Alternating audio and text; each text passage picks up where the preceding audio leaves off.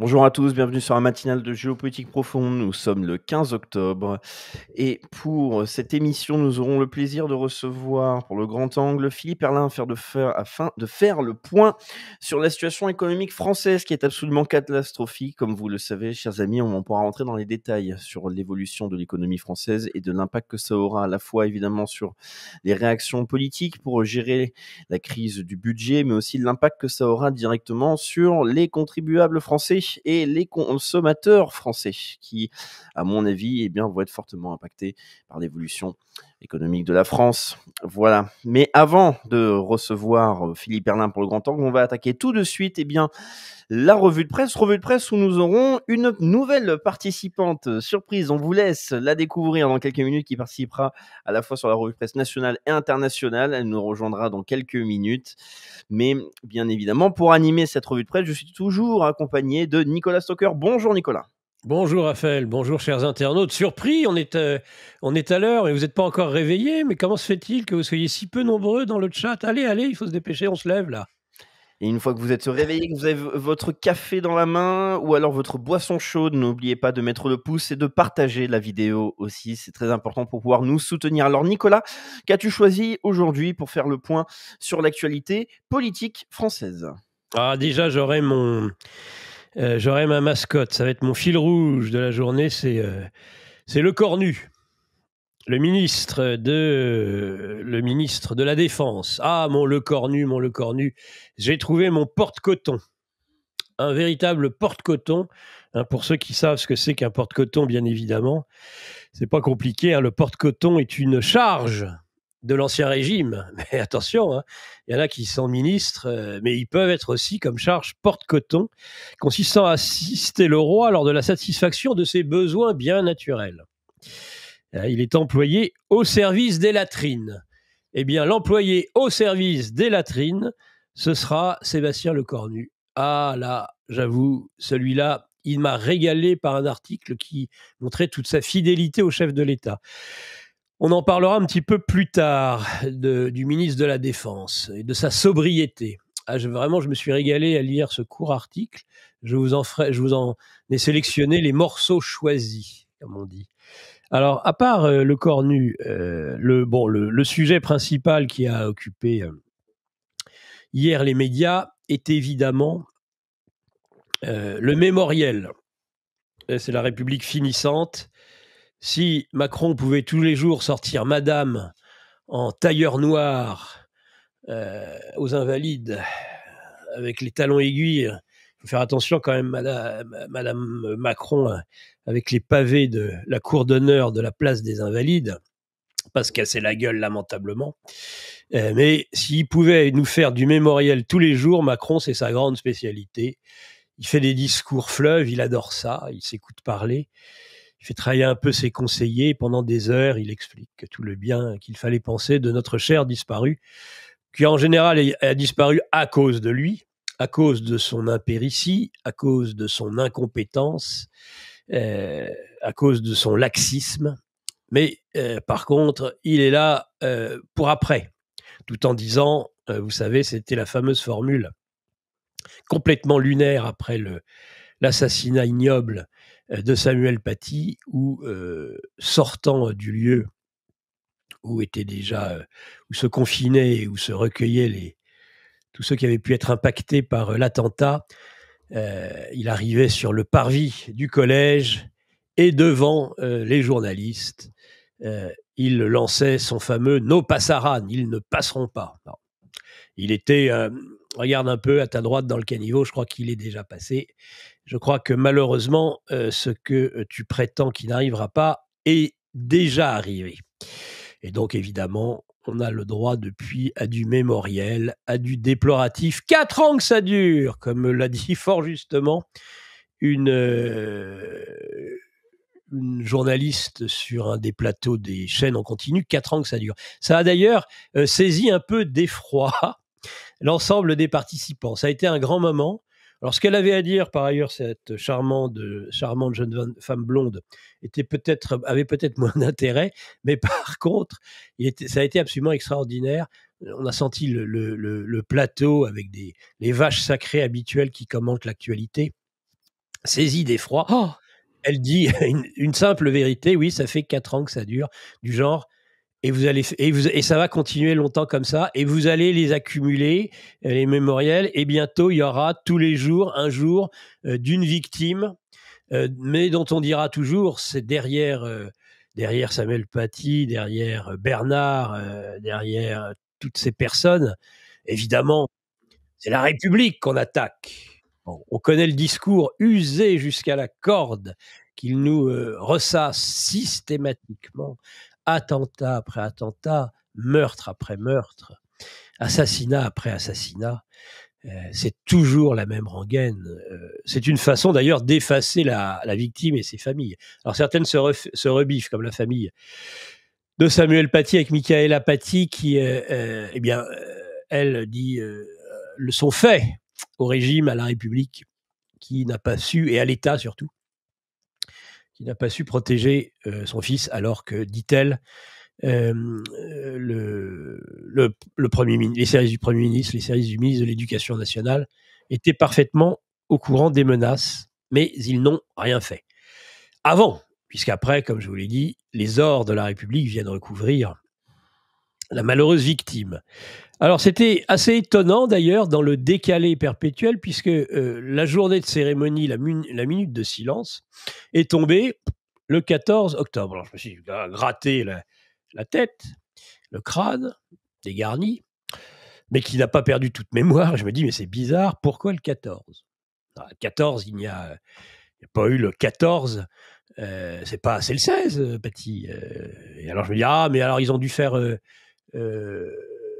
Bernard, le professeur d'Arras.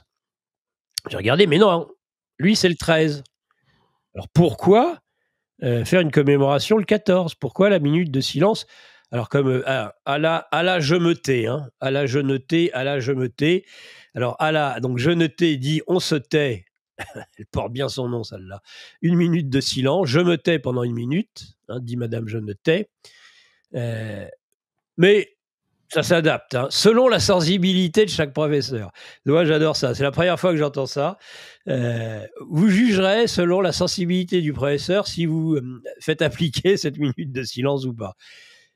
Ah, mais par contre, Madame je me tais adopte la stratégie de Madame Hidalgo.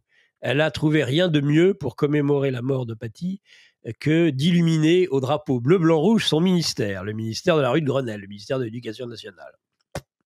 J'avoue que ça doit leur faire une belle jambe à ceux qui restent, c'est certain.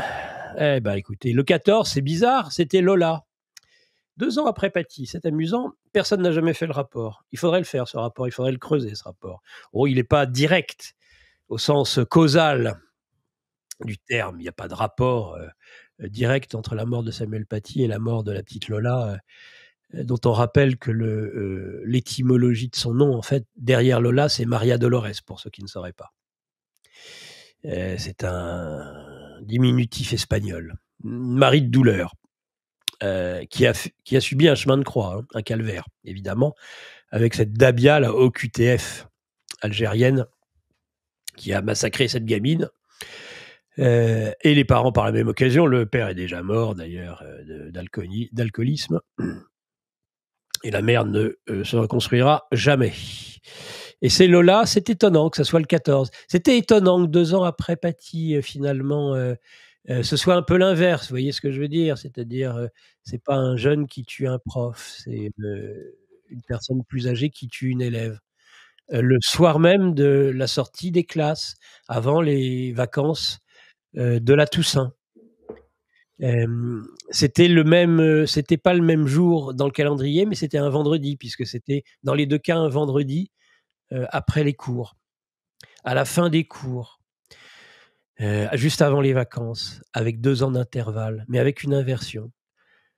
Voilà ce que je pouvais dire, sur ce mémorial qui, chaque année se répète sans que pour autant, bien sûr, les choses changent. Chaque année, nous avons, de nouveaux, comme le disait cette jeune femme, de nouveaux crimes. Mais on continue à ressasser, ressasser, ressasser. Et vraiment, moi, ce que je garderai, c'est la gueule de nos journalistes, de la rédactrice en chef de Marianne, entre autres, qui était... on dit, mais vous allez faire... Ça fait 4 ans que ça dure. Et vous serez encore là dans 10 ans, à répéter, à vous remémorer, à ressasser les mêmes choses sans que rien n'ait changé. Voilà. Voilà pour le mémoriel. Un rappel important, Nicolas. Le seul point que moi j'ajouterais, c'est que malheureusement, la situation, de la France est quand même particulière et très écrasante et angoissante, je pense, pour, beaucoup de Français. C'est-à-dire les attaques vont continuer, les agressions vont continuer, la mort des Français, malheureusement, à mon avis, ne va pas s'arrêter là en termes de faits divers. Et souvenez-vous aussi, des effets qu'il y a autour, de ces morts-là. Prenez le cas, de Philippines. Vous avez à la fois un État intégralement laxiste, un État qui malheureusement laisse venir des personnes qui peuvent commettre ces crimes, un État qui ensuite ne peut pas gérer tout simplement les criminels qui commettent tout simplement des crimes extrêmement graves, comme par exemple assassiner une personne. Ensuite, s'ils arrivent à capturer une des personnes qui a commis un crime et qui peut être par exemple sous OQTF, eh bien, ces personnes-là vont simplement rester en prison sur le territoire français et c'est le contribuable qui paye. Hein, ça coûte extrêmement cher, je vous rappelle, d'héberger et en fait d'entretenir un prisonnier. Et ensuite, évidemment, si vous êtes tout simplement choqué ou si vous voulez réagir à ce phénomène, eh bien, on vous dira de prendre du Padamalgame 500 ou même du 5000, peut-être même du 50 000 dans quelques semaines. On vous demandera d'augmenter le dosage, tout simplement parce que la gauche viendra lors des marches blanches pour pouvoir en fait crier à l'antifascisme. Parce qu'évidemment, ce sera intégralement fasciste constamment, et ce sera de la droite réactionnaire, raciste, etc., qui voudra constamment s'exprimer. Donc, les ennemis sont présents de tous les côtés, et il faut faire très attention parce que je pense que sur un plan psychologique, il y a une guerre psychologique évidemment qui est en cours, et il faut faire très attention. C'est-à-dire que lorsqu'il veut y avoir des moments de commémoration face au laxisme d'État, l'attaque de cette gauche progressiste qui est dans une logique antiraciste radicale, eh bien, nous sommes attaqués de toutes parts et il faut essayer de tenir le plus possible tout en honorant les morts, mais aussi en agissant peut-être derrière, c'est-à-dire en ne restant pas uniquement sur le fait de pleurer nos morts, mais peut-être un peu plus protéger les vivants. Voilà, je ferai attention aux propos qu'on peut dire parce qu'on peut être facilement, ces propos peuvent être récupérés et interprétés de mauvaise manière. Qui, par contre, si vous êtes condamné en tant que Français et en plus contribuable, eh bien vous allez être condamné immédiatement. Ne vous inquiétez pas, comparution immédiate et ensuite avec une amende bien salée que vous allez payer. Voilà, bref. Donc Nicolas, quels sont les autres éléments d'actualité que tu as sélectionnés pour cette revue de presse? Je crois hier il y a un élément que tu n'avais pas eu le temps d'aborder qui est quand même important, c'est sur l'AME. Oui, bien sûr. Ah, ça vient sur le budget, là, sur les aspects budget, l'AME, bien sûr. Alors, moi, j'avais pas prévu de parler de ça pour l'instant. Tu me surprends au dernier moment. Merci beaucoup, Raphaël. C'est ton point numéro 2. Sympathique collègue. Je vais répondre, t'inquiète. D'abord, je voyais des messages sur le chat là à côté sur l'affaire Paty où c'est tout à fait vrai. Sur le fond Marianne, c'est absolument vrai. Il faut quand même le faire sur un crime comme celui de Paty. C'est inimaginable cette histoire du fond Marianne. En effet, on en profite pour faire de l'argent sur le dos des morts, sur un attentat. C'est absolument inimaginable. Mais il faudra en effet en reparler. Sur Lola et la guématria, je rappelle en effet qu'il y a 0 et 1, je crois, ou 1 et 2. 1 et 2. Sous le pied droit et le pied gauche. En effet, il y a, semble-t-il, un crime rituel. De quel ordre, on n'en sait rien. Mais ouais, avec Lola, il y a probablement quelque chose qui nous échappe. Absolument. L'AME, je peux en dire quelques mots. Donc, en effet, l'AME, c'est ennuyeux parce que cette aide médicale d'État, là, on bascule sur le budget, sur un certain nombre d'injustices du budget. On parlait, entre autres, du budget de l'Élysée, qui augmentait fortement, au-delà de l'inflation, des budgets de l'Assemblée nationale, du Sénat. Tout ce beau monde se gâte. Ne gâte pas spécialement les Français, hein, c'est eux qui font des efforts. J'ai pas suffisamment, je crois, hier parlé d'ailleurs des taxes qui porterait sur la dette écologique du commissaire Barnier. On commence à savoir ce qu'il appelle la dette écologique, on s'en doutait. C'est du pognon qu'on doit payer en plus, nous les Français. C'est ça la dette écologique de Barnier. Merci, monsieur Barnier. Merci, merci, merci. Encore de faire payer vos dettes, la dette de vos amis et de vous-même par les mêmes. C'est toujours les mêmes qui payent. Par contre, donc en effet, ça se gâte au niveau des élus et on gâte aussi, on va dire, ceux qui aident aussi, qui contribuent aussi, non seulement au grand remplacement, mais au-delà même du grand remplacement, à créer un climat anxiogène permanent dans ce pays, qui fait qu'évidemment, les gens restent terrés chez eux plutôt que de faire la révolution. Et donc là, alors là, on est large, il y a de la largesse, autant on dérembourse la Sécu, on dérembourse encore des médicaments pharmaceutiques, ça n'arrête pas. Autant par contre, on augmente largement l'AME, donc aide d'urgence, aide médicale d'État, mais aide d'urgence, qui traduit aussi l'augmentation du nombre de migrants, tout simplement, de sans-papiers, à qui, voilà, on respecte le bloc de constitutionnalité, les grands principes des droits de l'homme, n'est-ce pas, monsieur Fabius? C'est ça que on comprend que vous soyez un homme aussi généreux que monsieur Fabius, ou que le premier vice-président, puisque ensuite le président du Conseil d'État, vous savez, c'est le président de la République. Donc le premier vice-président du Conseil d'État aussi, qui fait respecter toujours ce principe sorti nulle part de fraternité. Voilà, la fraternité appliquée par le juge pour permettre une immigration toujours plus massive, aucun contrôle aux frontières, et tout ce qui va avec. Voilà ce que je voulais dire sur l'AME. Si tu as quelque chose à ajouter, Raphaël. Non, j'aurais rien à rajouter sur ce point-là. C'est que je crois que tu voulais nous parler de Charles Prats, peut-être un petit peu plus en détail. Justement, alors là, pour le coup, on est bien dans l'esprit d'escalier que j'apprécie. Merci, Raphaël. Charles Pratt. Et oui, le magistrat, l'ancien magistrat Charles Pratt nous dit un certain nombre de vérités sur le fait que finalement, faisons réellement contribuer l'immigration au redressement des comptes publics de la France. Nous avions eu un intervenant il y a à peu près 2 semaines qui avait fait un communiqué sur le sujet. Là, Charles Pratt est délégué national de l'UDR, l'Union des droites pour la République. Il rappelle évidemment les 3200 milliards abyssales de dette publique. Un déficit qui va dépasser les 6% du PIB, alors sans parler des 4284 milliards d'engagements hors bilan fin 2023. Et la situation est toujours plus grave que ce que l'on imagine.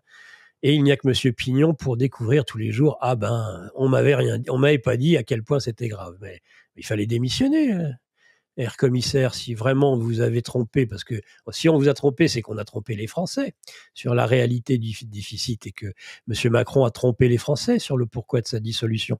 Il ne fallait pas se prêter à ce jeu-là, M. Barnier, dans ce cas-là. Il suffisait de démissionner. Donc, Charles Pratt, qu'est-ce qu'il dit ? Il parle du surcoût de l'immigration. Il dit que ça a un coût budgétaire compris entre 0,52 et 0,84% du PIB. Un surcoût financier pour les comptes publics de 14 à 24 milliards d'euros annuels pour un peu plus de 5 millions d'étrangers légaux, une moyenne de 3 à 5 000 euros par immigré. Alors, j'aime pas spécialement ce décompte, ça ne me fait pas spécialement plaisir et encore moins de pointer certaines personnes, mais on est en droit quand même de le rappeler à certains moments, sans manquer, je pense, totalement d'humanité. Alors, une de ces pistes, c'est instaurer une taxe de 33% sur les mouvements financiers internationaux à destination des pays refusant de délivrer les laissez-passer consulaires pour permettre l'éloignement des étrangers sous OQTF. Ça, je suis content. Ça va faire payer les États de ces personnes. Ça me semble être une idée de grand bon sens qu'a pratiqué un État scandinave, alors je ne me rappelle plus lequel, mais dernièrement, et ça avait, je ne sais pas si c'était la Norvège ou la Finlande, mais ça avait donné un résultat absolument probant. Voilà donc les bonnes préconisations de l'ancien magistrat Charles Pratt, donc, sur lequel on pouvait parler. On peut peut-être dire quelques mots sur le gouvernement, parler du gouvernement Barnier. Donc parmi les, alors c'est le couac permanent, le gouvernement Barnier. Il n'y a pas un jour où il n'y a pas un couac. Alors, le coup dernier couac en date, c'est monsieur Didier Migaud, hein, donc le garde des Sceaux, qui braille, probablement à juste titre au demeurant, parce qu'il trouve que le budget du ministère de la Justice est d'un montant trop limité. Donc, évidemment, il verra ça avec monsieur Armand, puisqu'on sait bien, les concessions, quand il y en a, c'est pas le député qui ne sert strictement à rien. On lui a donné une lettre de cadrage au dernier moment, tout le monde s'en fout, mais Bercy, c'est qui décide du budget, de toute façon. Et vous avez les grands directeurs d'administration centrale de Bercy qui sont là, l'œil sourcilleux, lorsqu'il y a des amendements. Hop, il va voir le ministre, il va voir le Premier ministre, il va voir, et il dit ça tu prends, ou non, non, non, ça tu prends pas, il n'en est pas question. C'est évidemment Bercy et ses directions générales qui dirigent au moment du budget, dont la direction du Trésor, bien évidemment. Donc, monsieur Migaud, il ira négocier directement avec les services de monsieur Armand. Ça sera plus simple que même demander au commissaire Barnier quoi que ce soit. C'est pas lui qui décide. Mais ça, on le savait que c'était pas Barnier qui décidait de quoi que ce soit dans ce pays. Alors, j'ai encore quelques croustillantes informations. Mon cher Raphaël, on a le temps, de toute façon, d'ici 8 heures, mais peut-être sera-ce le moment de présenter la petite nouvelle. Moi, ça ne va pas me changer beaucoup. Peut-être toi, Raphaël. Moi, ça ne me changera pas, puisque et les gens vont deviner petit à petit de qui il s'agit, puisque c'est la personne avec qui j'officie depuis des années sur Radio Courtoisie, qui est mon assistante. Et plus qu'une assistante d'ailleurs, que ce soit dans les livres journaux de la Résistance française, livres journaux de géopolitique profonde. Elle est elle-même patronne d'émission de livres journaux de la Relève. Il s'agit de Lara Stam. Lara Stam qu'on accueille tout de suite. Bonjour Lara. Bonjour Lara. Bonjour, bonjour. Merci de m'accueillir. Ravie de vous retrouver dans cette matinale. Peut-être pas la dernière fois, ce serait. Non, bien sûr que non. C'est le début d'une longue série de collaborations avec donc Lara qui va nous aider en participant à cette matinale, en développant des points qu'elle aura sélectionnés de l'actualité. Et donc là, mais seulement quand j'aurai fini. Exactement. Elle est habituée de toute façon. Exactement. Et comme là, on attaque la revue de presse nationale et ensuite on va aborder évidemment un point plus international avant d'attaquer le grand angle. Eh bien, si Nicolas, il y a un dernier point que tu souhaites aborder pour terminer sa revue de presse, ensuite Lara pourra nous présenter le sujet plus précis qu'elle a sélectionné, qu'elle voudra développer. Je crois que ça concerne le thème principal de cette émission, c'est-à-dire le budget, ou en tout cas l'économie française. Voilà. Mais Nicolas, si tu as un dernier point que tu souhaitais aborder... J'en avais plusieurs, alors j'espère que vous allez réussir à tenir une demi-heure sur l'international, sinon vous allez m'entendre. Hein. Moi, je veux bien. Très bien, on finit. Alors, dans ce cas-là, j'ai beaucoup de choses à dire en très peu de temps. Mais j'ai dit que je parlerais de mon Le Cornu, donc je finirai avant-dernier. Bon, je rappelle quand même toujours la vente de Doliprane Sanofi à un fonds américain. J'en reparlerai la semaine demain, hein, puisque chaque jour, je ne peux pas le placer. Mais c'est un point extrêmement important parce qu'en effet, c'est une filiale de Sanofi qui va être vendue à un fonds américain. Et là, j'ai décortiqué un petit peu le mode de défense de Macron et de sa bande en expliquant « Ah, mais vous inquiétez pas, il y aura des garanties. » Ils sont déjà en train d'admettre qu'elle sera vendue, en fait. Hein. Ni plus ni moins. Ils ne sont pas en train de dire « Non, on va revoir l'adjudication vers le fonds américain et on va le donner à un national. » Non, non, non. Ça, vous pouvez déjà faire une croix dessus. Par contre, ils sont en train de nous raconter, de nous faire raconter la messe, en disant « Oui, mais il y aura une garantie d'emploi. » Toujours, vous savez, c'est comme ça qu'on a détruit systématiquement le tissu industriel français. À chaque fois, on allait les voir, les braves gens. Hein, « Mais vous inquiétez pas, on garantit l'emploi. » Combien de temps? Je sais pas. Et puis sinon, on mettra un plan chômage longue durée en place. Voilà, on meurt doucement. Les soins palliatifs. C'est tellement bien, les soins palliatifs. Ça nous amène vers, justement, ce dont va nous parler Lara. Donc ça, c'est pour le Doliprane. Je voulais vous parler des vitraux de Paris, encore comme hier, mais ils n'ont pas de chance, mes vitraux de Paris. Et quand j'en ai parlé au colonel Hogarth la veille, il y a eu une coupure, il ne m'a pas répondu. Mais de toute façon, on a le temps jusqu'en novembre de parler des vitraux de Paris. Le mondial de l'auto, il y aurait quand même à dire sur la casse complète, hein, et donc on pourrait finir là-dessus, et donc j'en dirais peut-être 2 mots, mais je veux dire, alors là pour moi c'est essentiel, les morceaux choisis de Sébastien Lecornu. Ça, c'est pas possible, je veux bien tout ce que vous voulez, et voilà, vous allez... Ah, Lecornu. Qu'est-ce qu'il dit Lecornu? Donc le ministre... Sébastien Lecornu, le ministre de la Défense, avec cet œil sévère. Oh, l'action doit précéder la communication. Oh, c'est beau. L'action doit précéder la communication. Il exhorte le gouvernement à un peu de retenue. Qu'est-ce qu'il nous dit? Il est député de l'Eure, hein, pour ceux qui ne s'en souviendraient pas. Il dit sa loyauté complète au président de la République, faisant fi de celles et ceux qui mettent des coins avec lui ou cherchent à créer des ruptures qui sont complètement artificielles. Quand on n'a rien à dire, on se tait.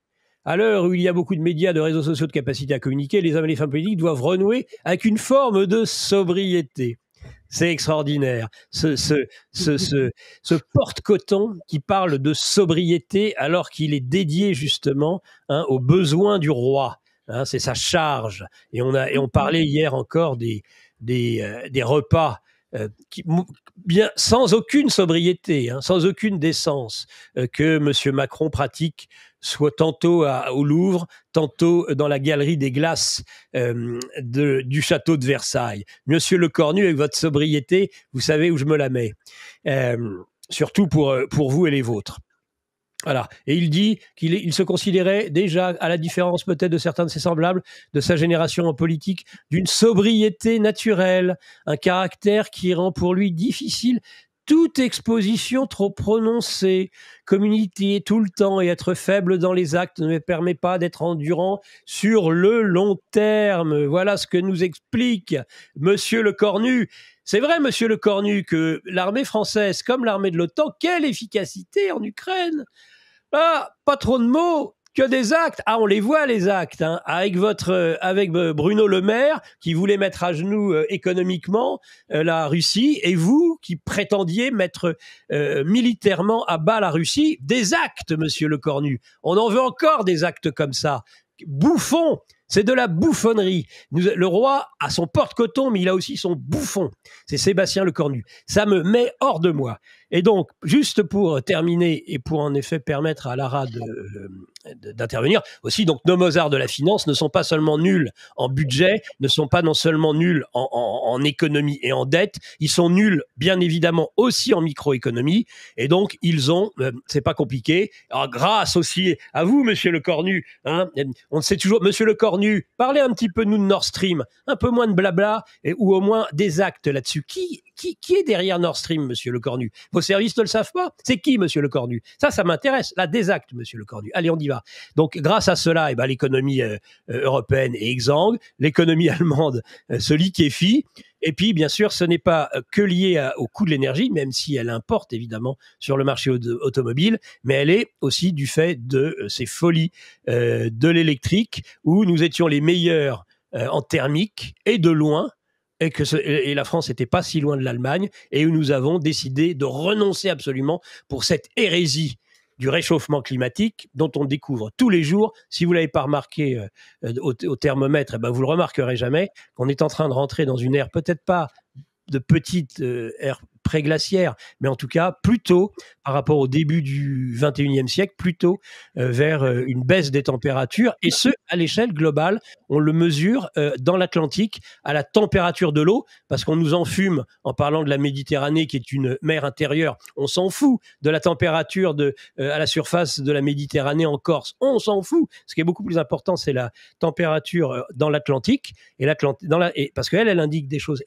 essentiel sur la température globale de la planète, et là c'est en train de baisser, et j'ai lu plusieurs rapports durant le week-end, et je vous en reparlerai de façon plus approfondie si nécessaire. Mais en tout cas, tout ça nous conduit à la ruine. C'est évident, parce que quand on se tire des balles dans le pied en permanence et que l'on fait tout pour détruire ce qui fait quand même une croissance, c'est pas donner de l'argent à des fonctionnaires. Une croissance, c'est pas donner de la ME. Ça, c'est distribuer de l'argent qui part ailleurs. Pour profiter des fruits de la croissance, un pays doit produire, doit créer. Et à partir du moment où il ne produit plus rien, où il ne crée plus rien, eh bien, nous allons à la faillite. Et moi, je crois qu'il serait important, en effet, que l'arabe nous parle aujourd'hui de la faillite et des conséquences. Parce que souvent, j'entends les politiques, hein, et j'en fais depuis longtemps dans les groupuscules. Je ne fais pas activement, je ne cherche pas à me faire élire. Mais tous nous disent, moi je ne l'ai jamais trop dit parce que j'y crois pas, ah, le jour où le frigo sera vide, vous allez voir ce que vous allez voir, les Français sont encore trop heureux, mais quand ils n'auront plus rien, ils feront la révolution. Moi, je crois que la réalité est plutôt contre-intuitive par rapport à ça. Je rappelle que la Révolution française n'est pas apparue dans une période de très grande pauvreté, mais au contraire d'une réduction des inégalités. Et c'est le moment où il y a une réduction des inégalités en général dans un pays, étrangement, que les révolutions ont lieu. Pourquoi ? Parce qu'un des moteurs de la révolution, c'est souvent la jalousie ou regarder ce qu'il y a à côté chez le voisin.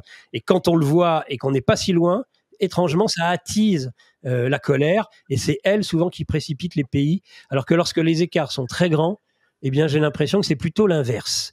Mais Lara va pouvoir certainement nous parler de ce sujet. Oui, je vous remercie, Nicolas. Mais en fait, les gens se rendent pas compte que c'est une crise économique profonde. C'est-à-dire qu'ils pensent qu'à un moment, il va y avoir une réaction, ils vont réagir, etc. Sauf que, et surtout, je vois des parallèles avec ce qui s'est passé en Arménie en 92-93. Tout est parti de l'électricité. Tout est parti du refus du nucléaire. En fait, là aujourd'hui, vous parlez du thermique, mais par exemple, ce qui se passe avec le budget, c'est clairement lié à ce qui s'est passé avec Nord Stream, c'est-à-dire l'arrêt de la fourniture du gaz par les Russes et l'augmentation des prix du coût de l'électricité, qui a été compensé par l'État et qui s'est endetté à force, etc. Donc, le scénario est quasiment pareil. Simplement, les gens, ce qu'ils ne savent pas, c'est qu'il arrive un moment où ils peuvent plus réagir autrement que essayant de colmater des brèches au quotidien, au jour le jour, et qu'il n'y aura pas de révolte. Et c'est là où on nous amène, c'est-à-dire que vous allez être beaucoup plus occupés à réfléchir quel repas et comment trouver un repas pour vos enfants le soir, plutôt que de dire mon gouvernement il a détruit mon pays et qu'il faut se révolter, il faut aller manifester, il faut aller faire quelque chose, etc. Vos ressources seront toutes destinées à votre quotidien le plus immédiat. Et c'est là où nous amène, à bas bruit et petit à petit. Et donc, pour revenir d'ailleurs sur le Nord Stream n'est pas complètement aujourd'hui détruit. Alors, vous voulez parler plutôt de l'explosion et non pas de Nord Stream en général. Une partie de Nord Stream a été détruite. Mais l'autre partie, le robinet est fermé. De quel côté? Est-ce qu'il est fermé côté russe ou côté européen? Moi, je peux vous assurer qu'il est fermé côté européen. Mais est-ce que c'est parce que, par principe, on n'achète pas le gaz en provenance de Russie, ou c'est parce qu'il ne faut pas payer les efforts de guerre? Mais les efforts de guerre, on les paye quand même en passant par l'Inde, en passant par l'Azerbaïdjan, on les paye quand même, simplement on y rajoute un intermédiaire supplémentaire, donc ce qui rend les coûts de l'énergie encore plus chers. Quand c'est pas des Américains qui se mettent plein les poches sur nos malheurs. Donc voilà, les gens ne savent pas, mais il arrive un moment où c'est trop tard, où vous ne pourrez plus du tout réagir, vous ne pourrez rien faire. Votre vie sera réduite à celle comme des animaux dans la jungle, hein, du jour au jour le jour. Comment trouver pour nourrir vos enfants et survivre? Donc avant cela, faut réagir parce que bientôt il sera trop tard.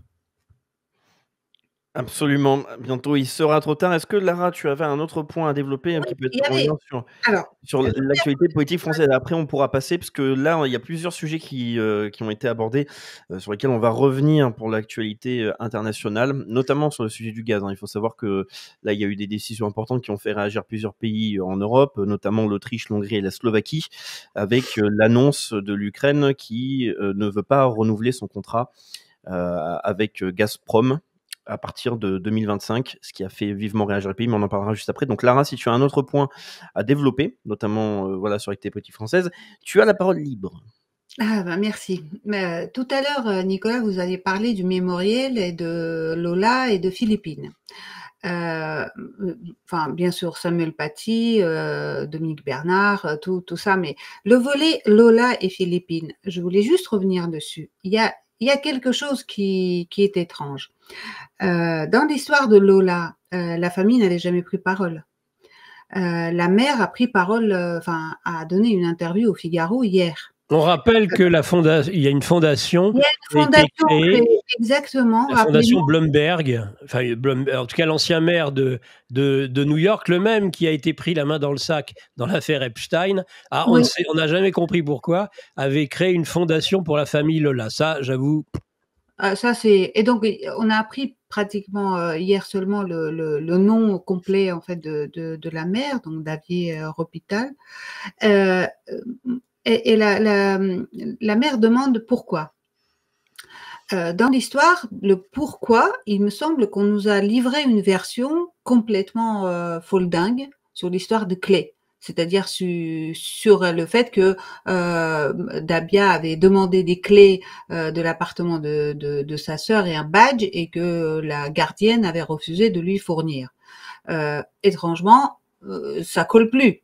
Si cette version ne correspond pas, il y a autre chose derrière. Et pour revenir sur Philippines, quand vous avez parlé du fait que l'État a abandonné en fait ces familles, ces femmes, ces jeunes femmes dans le même milieu que des fous furieux au QTF qui n'ont rien à faire dans le même espace social, dans le même espace public. C'est comme mettre l'agneau et le loup dans un même espace, tout simplement. On voit le résultat. L'agneau, il fait partie de votre famille et le loup, lui, il vient d'ailleurs et il restera pas. Hein. Donc, enfin, a priori, il ne va pas chercher à pousser racine. Dans l'histoire de Philippines, la famille, elle a plus qu'été abandonnée. Parce que lorsqu'elle déclare la disparition et l'absence de Philippines, la police refuse d'aller faire des recherches. La famille est obligée de trouver elle-même les moyens d'identifier son mobile, etc., pour savoir que c'est dans le bois de Bologne qu'elle a été dernière, que son signal a été dernier à apparaître. Et c'est avec des amis qui trouvent le corps. Mais c'est pas la police qui trouve le corps, c'est la famille qui trouve le corps. Parce qu'il y a un délai, je crois, entre le moment où on signale une disparition et le moment où les recherches s'activent. Oui, mais ça, c'est dans la vie normale. Parce qu'elle avait plus de 18 ans. Balade. Oui, mais c'est ça, c'est dans la vie normale où il n'y a pas des OQTF qui se baladent. Effectivement, une jeune femme peut décider de disparaître pendant 48 heures et pas donner de nouvelles à sa famille. Sauf que quand il y a des OQTF qui se baladent et des tarés complets qui sont... D'ailleurs, il est où le type l'État, vous dites? Le type a été identifié. Il est toujours en Suisse. Ah oui, mais il connaît mieux les lois que nous. Moi, je savais pas que je peux commettre un forfait et partir en Suisse et on me livrera pas à la France. Il rentre quand d'ailleurs pour répondre de ses actes? Est-ce que les gens Dans se quelques posent années. Est-ce on aura le temps de commémorer la mort de Philippine. Est au fait que la Suisse ne livre pas ne fait pas les extraditions? Vous ne trouvez pas ça scandaleux quand même? Comme dirait Thomas Guénolé, au moins il applique son OQTF, donc pourquoi on se plaint? Je veux dire, pourquoi la droite se plaint? Voilà. Il s'auto-expulse. Son OQTF, il devient suisse. Enfin, il profite des règles suisses qui n'extradent personne vers des pays tiers, en fait. Comme il est marocain, c'est le Maroc qui peut demander l'extradition à la Suisse. Et bon, donc ça c'est, je trouve ça une merveille dans le monde normal, mais on est plus du tout dans le monde normal. Vous voyez bien. C'est-à-dire un type, il peut aller violer, assassiner une fille qui n'a rien demandé à personne, qui n'est pas sortie à minuit, hein, ça se passe en plein jour, c'est-à-dire elle ne s'est même pas mise en difficulté, en danger, proprement parlé, pour faire la fête et tout. Non, elle rentrait, enfin, elle allait à ses cours. Et cette fille-là, elle est morte et la police n'a rien fait. Et derrière, la police n'a même pas été capable de le choper avant qu'il ne passe la frontière.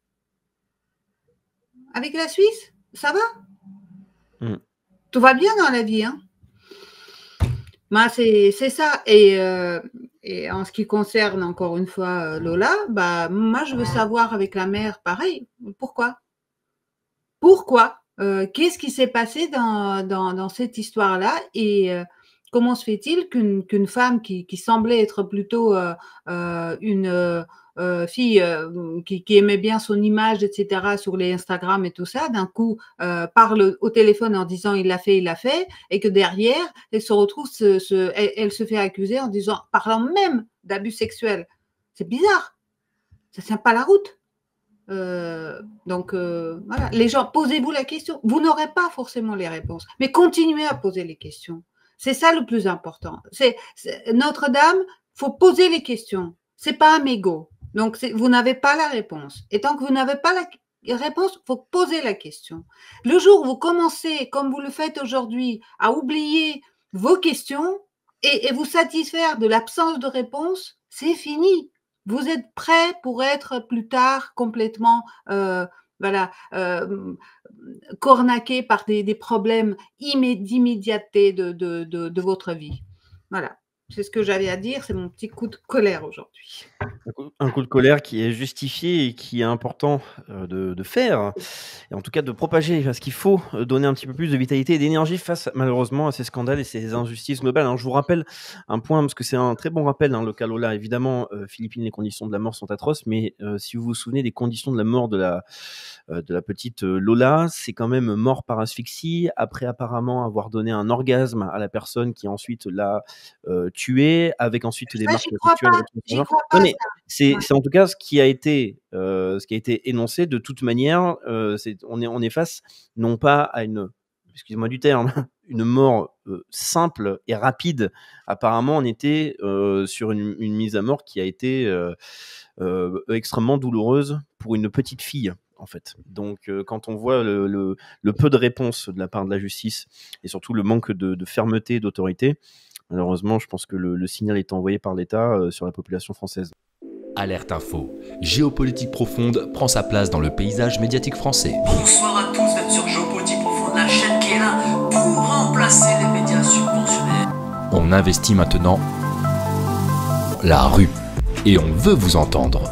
Le gouvernement de M. Macron nous a obligés et nous a enfermés chez nous. Mais on a besoin de votre soutien. Alors cliquez sur le bouton j'aime pour nous soutenir.